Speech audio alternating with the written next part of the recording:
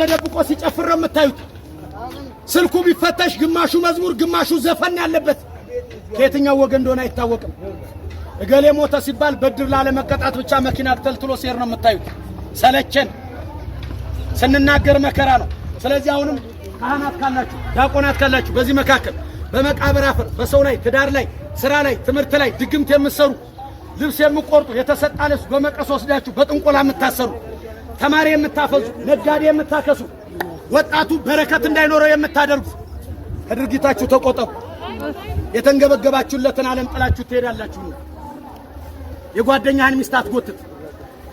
2,000 ብር የቤት ሰራተኛ ቀጥረህ ሲኒና ጀበና ሰብረሻል ብለህ የሰራተኛ ደሞዝ አትቁረጥ።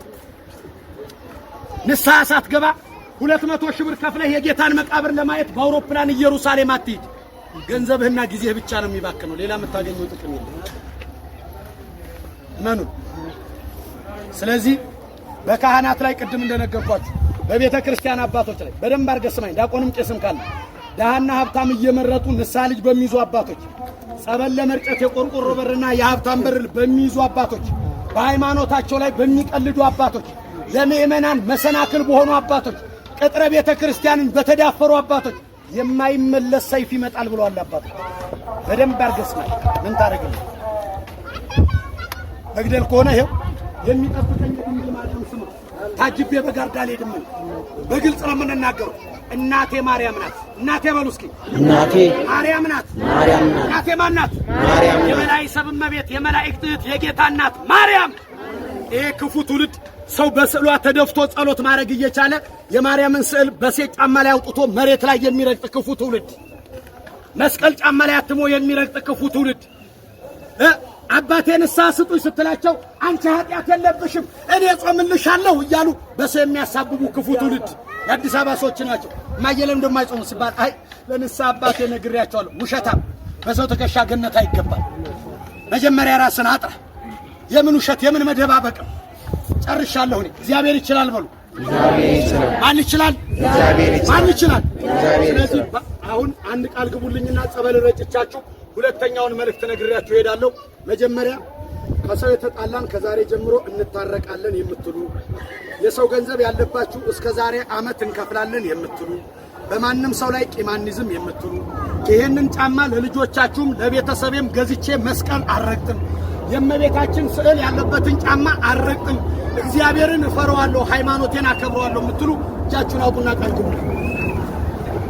ንግግሬ ገብቷችኋል? ንግግሬ ገብቷችኋል? አልደግመው። ንግግሬ ገብቷችኋል? በሃይማኖቴ በሉ። በሃይማኖቴ አልዋሽም። መስቀል ስዕል አልረግጥም። ከእግዚአብሔር ጋር አልጣላም።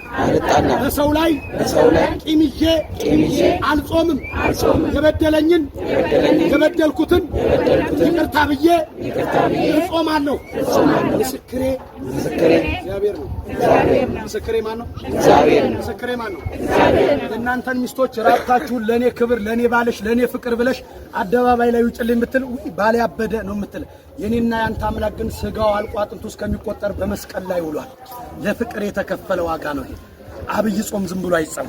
ስለዚህ ወንድሞቼ በቤታችሁ አንድ እናት ነበሩ እንደዚህ ሳገለግል 4 ቤተሰብ ነው ያለኝ። 25 ኪሎ ጤፍ ሳስፈጭ 15 ቀን አይበቃም። ምን እንደሚወስደው አላቅም። አንዳንድ ቀን ጤፍ ሳስፈጭ ደግሞ በውስጡ ብዙ አባጨጓሬዎችን አገኛለሁ። የዚህን ዓለም ክፋት ነው የምነግራችሁ። እግዚአብሔር ከእንዲህ አይነት ነገር ይሰውራችሁ።